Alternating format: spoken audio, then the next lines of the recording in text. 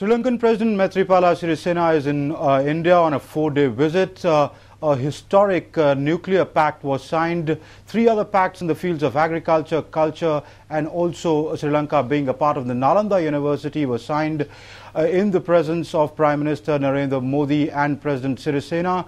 He's accompanied on this visit by his Foreign Minister Mangala Samaraweera. I have with me Mangala Samaraweera, the Foreign Minister. Sir, many thanks for speaking to Doordarshan News. Let me begin by asking you, President Sirisena yesterday said that we are at an unprecedented opportunity to take the relationship to a new level. How does the President view this visit to India, this being his first foreign port of call?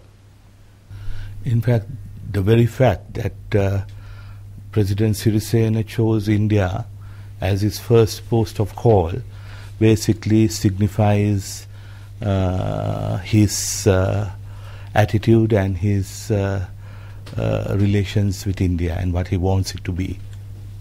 At the meeting, there obviously was a very special chemistry between our President and the Prime Minister of India, and I believe that in the weeks and months ahead, we can again revive the Indo-Sri Lanka relations, which were, let's say, somewhat strained some time ago, back to a new level of excellence.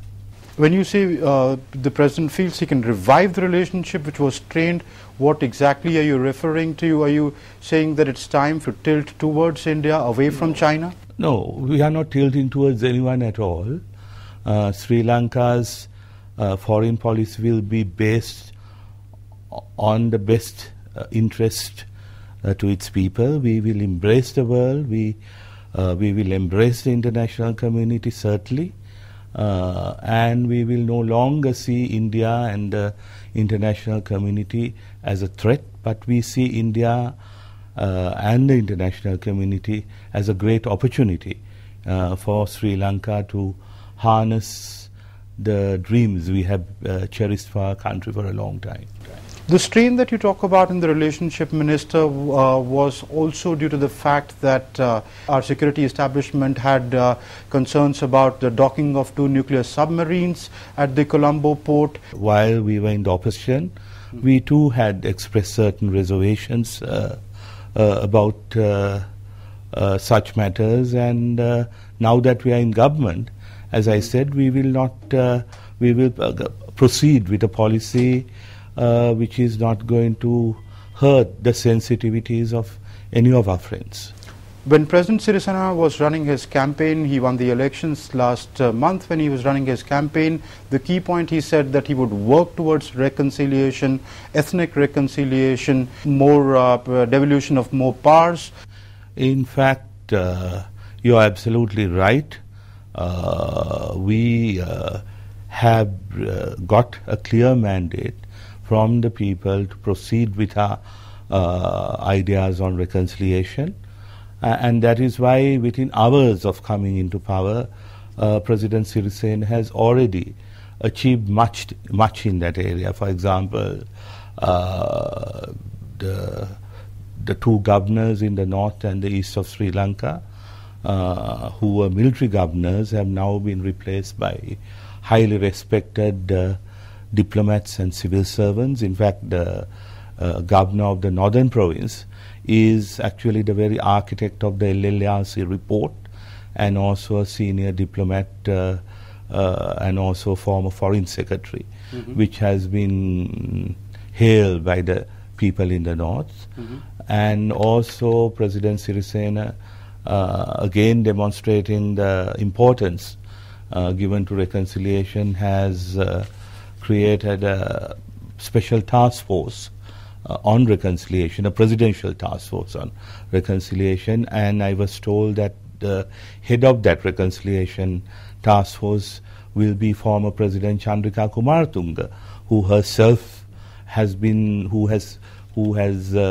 been totally committed to reconciliation throughout. So this again shows the importance we give to this process, and of course even in the areas such as relocation of lands in the north for the Tamil people who were dislocated by the previous administration.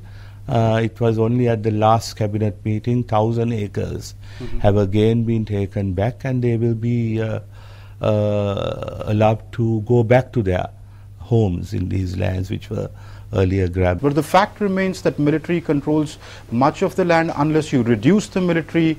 No, the military, as in the campaign itself, we basically promised that the military will be confined to military activities and not to civilian activities. Okay. As you know, not only in the north, in the south, in the rest of the country, during the last few years, the military has even been running restaurants and tourist hotels, right, and even paving pavements in Colombo. So we are now in the process of getting the military out of the things that they're not supposed to do. That's true, but would you be looking at reducing numbers in the north of the military? Of course, as time goes along, when things start returning to normal, which it's already happening, the numbers naturally will have to be reduced. The government had ordered a review of the Colombo port, which the Chinese have invested largely in. What is the status of the review, sir? Yes, in fact, there's a high-level cabinet-appointed committee to review this port city project because we have concerns that the environmental impact assessment report, as well as other requirements, may not have been followed. So we are looking into it. So and the project is still under review? Yes, I mean, I think they have been given about 2 or 3 weeks. I'm not quite sure the exact time period. And once all the facts are before us, the cabinet will take a decision on the feasibility of such a project. Mangala, Samaraweera, many thanks for speaking to Doordarshan News. Thank you. Thank you, sir.